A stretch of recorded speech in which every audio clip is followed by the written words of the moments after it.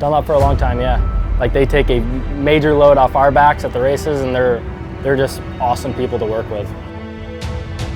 Nobody in my family really rode or anything, so nobody really knew how to fix anything on my bike, so I kind of had to learn on my own.